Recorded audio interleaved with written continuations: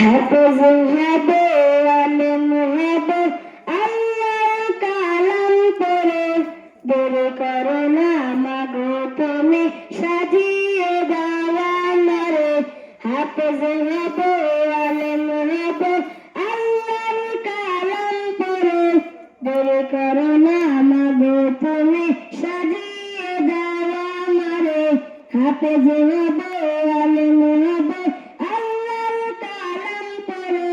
দেরি করো না মাগো তুমি সাজিয়ে দাও আমারে দোষ নাকি দিতেন প্রভু একটি হরফে হাজার হাজার হরফ আছে পবিত্র কোরআনে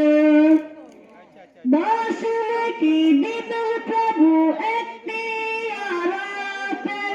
হাজার হাজার হরফ আছে পবিত্র কোরআনে